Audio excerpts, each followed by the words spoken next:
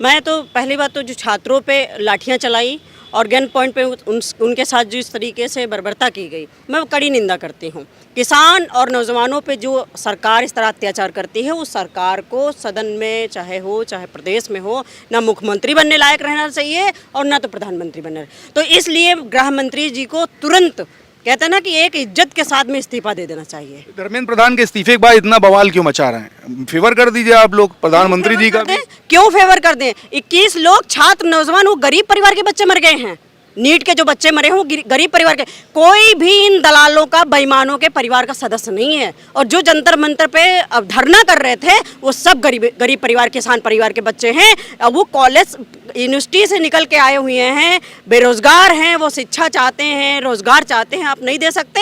और हमारा ही खाकर आप गटर बताते हो, काकरोच बताते हो, हमारे ऊपर अश्लील भद्दे कमेंट करते हो। क्या हमारे परिवार वालों को ये चीज़ नहीं दिखती है? क्या रोजगार मांगना, ये भारत देश है, स्वतंत्र भारत में हम खड़े हुए हैं। ये नए भारत की अगर ये तस्वीर है तो तुम्हें शर्म आनी चाहिए और इस्तीफा भी तुरंत देना चाहिए। अमित शाह का इस्तीफा एलओपी राहुल गांधी मांग रहे हैं। उससे पहले प्रदर्शन काफी हुए हैं, पूरा विपक्ष एक साथ दिखाई दे रहा था, लेकिन अब बवाल ज्यादा बढ़ गया। संसद भवन में बहुत हंगामा हो रहा है, कैसे देख रहे हो आप? देश की सबसे बड़ी पंचायत संसद है और यदि लीडर ऑफ अपोजिशन गृह मंत्री की इस्तीफा मांग रहे हैं तो बहुत जायज़ सवाल पूछ रहे हैं गृह मंत्री से और तमाम सत्ता पक्ष के लोगों से।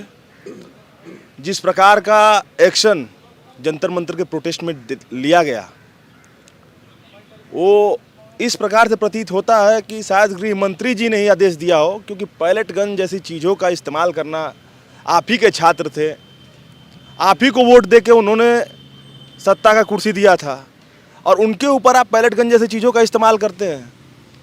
और शायद लीडर ऑफ अपोजिशन सही है कि गृह मंत्री जी के आदेश पर हुआ है इस प्रकार की कार्रवाई। उनके ऊपर आंसू गैस के गोले तक दागे गए। तमाम आपके ही समाज के, आप ही के समुदाय के पत्रकार महोदय लोग चोटिल हुए, गंभीर रूप से चोटिल हुए। गृह मंत्री का ये भी कहना है कि आदेश उनके थ्रू नहीं होता है, ये वहाँ के जो कलेक्टर होता है वो डिसाइड करता है, जो पुलिस के जो बड़े ऑफिशियल्स होते हैं वो डिसाइड करते हैं। इतना बड़ा प्रोटेस्ट था, अब पूरी मॉनिटरिंग अगर अमित शाह नहीं कर पा रहे थे, अगर अमित शाह मॉनिटरिंग उसकी नहीं कर पा रहे थे तो उनको पहले ही इस्तीफा दे देना चाहिए था, क्योंकि इतना बड़ा देश का सबसे बड़ा आंदोलन चल रहा है देश में और मॉनिटरिंग तो स्वयं अमित शाह जी को करना चाहिए। अगर वो नहीं करने में सक्षम है तो इस्तीफा तो इस बात पर भी उनको देना चाहिए।